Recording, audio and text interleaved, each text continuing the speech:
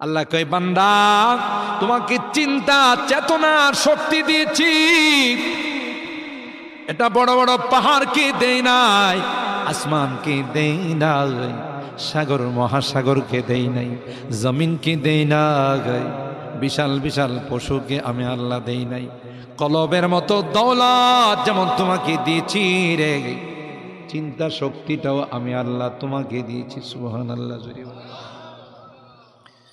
তুমি মেমোরি দিয়া চিন্তা করবে।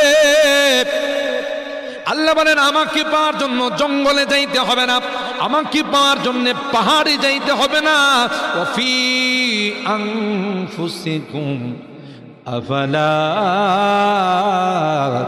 তুবসিরুন। তোর মাথা থেকে পা পর্যন্ত আমার নিয়ে গবেষণা কর, তাইলে আমি আল্লাহর কুদরত তোর সামনে চলে আসবে। সুবহানাল্লাহ। এ ভাই 360টা জয়েন্টকে দিয়েছেন, যদি জয়েন্টগুলো না থাকতো, হাত মুভ করতো না, ভাস হতো না, তক্তার মতো সোজা হয়ে থাকতো, ঠিক কিনা? কোমরটা বাঁকা হতো না, হাঁটু বাঁকা হতো না, পাও বাঁকা হতো না।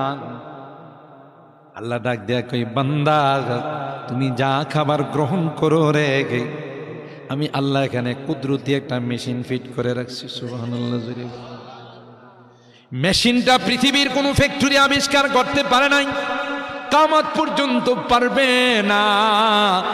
তুমি আল্লাহ মেশিনটা বানায়া তোমার ভিতরে রাখে, তুমি যখন খাও কিছু অংশ তোমার ব্লাডের মধ্যে সার্কুলেশন করে। সুবহানাল্লাহ বলে। আবার কিছু অংশ তোমার গোশতের মধ্যে পাঠায়। সুবহানাল্লাহ বলেন। আবার কিছু অংশ তোমার জয়েন্টগুলোর ক্যালসিয়াম সরবরাহ করে। সুবহানাল্লাহ।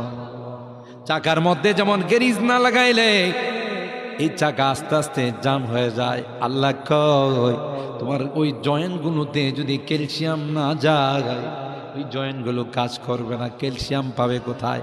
আল্লাহ কয় বান্দা তোমার এই মেশিন থেকে আমি আল্লাহ এক এক জায়গায় এক একটা পাঠাই দিই, যেগুলো ওয়েস্টেজ হয়ে যায়, যেগুলো তোমার এমনি তোমার অতিরিক্ত হয়ে যায়, এগুলো ট্যাঙ্কিতে জমা হয়, আর পানিগুলো পেশাবখানায় জমা হয়।